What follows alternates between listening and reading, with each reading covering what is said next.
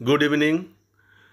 Jagadish Bose national science talent search এই কর্তৃপক্ষের junior science talent test পরীক্ষার একটি অঙ্ক আজকে আমরা করব। অঙ্কটি স্ক্রিনে দেখা যাচ্ছে। এই অঙ্কটি আপনারা স্ক্রিনশট করে নেবেন। এখন ইংরেজিতে লেখা, একটু পরে বাংলায় লেখা আছে।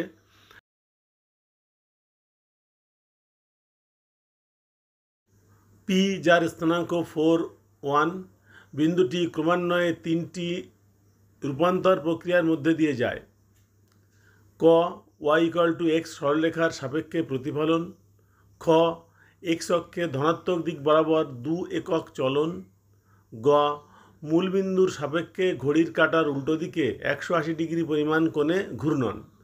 পি বিন্দুটির উপরোক্ত রূপান্তরের পর শেষ অবস্থানের স্থানাঙ্ক নির্ণয় করো। এখানে বলা আছে প্রথম প্রশ্নটি, দ্বিতীয় প্রশ্নটি, তৃতীয় প্রশ্নটি কিন্তু পরপরই আসবে। প্রত্যেকটি প্রশ্ন স্বাধীন বা ইন্ডিপেন্ডেন্ট নয়। প্রথম প্রশ্নটি যা হবে, দ্বিতীয় প্রশ্নটি সেই প্রথম প্রশ্নের উত্তরের উপর ভিত্তি করেই হবে। y=x রেখার সাপেক্ষে প্রতিফলন, তার স্থানাঙ্ক কী হবে? সূত্র বলছে যে কোনো বিন্দু তার স্থানাঙ্ক যদি x, y হয়, তাকে যদি y=x রেখার সাপেক্ষে প্রতিফলিত করা হয়, তাহলে নতুন স্থান হয় y, x। অর্থাৎ আগে যেটা x এর মান ছিল সেটা এখন y এর মান হবে, আগে যেটা y এর মান ছিল সেটা এখন x এর মান হবে। তাই নিচে দেখানো আছে p যার স্থানাঙ্ক 4, 1 সেটা 1, 4 হবে।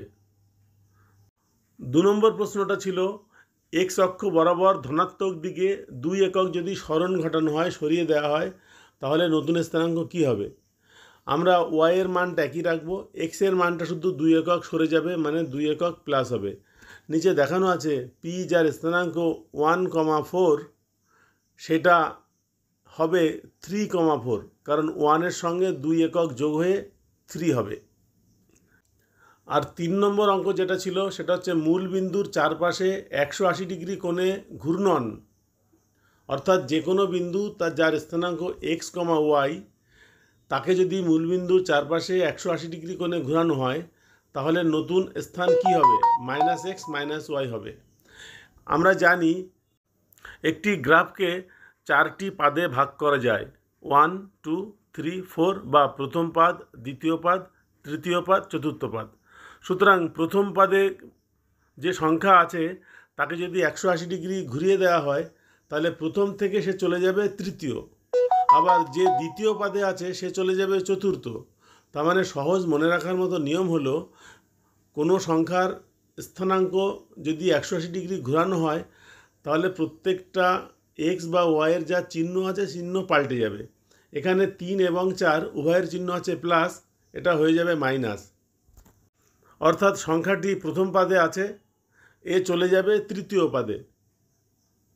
যদি কোনো সংখ্যা চতুর্থ পাদে থাকে, তার উল্টো দিকে থাকবে দ্বিতীয় পাদ, সুতরাং চিহ্নগুলো পাল্টে যাবে।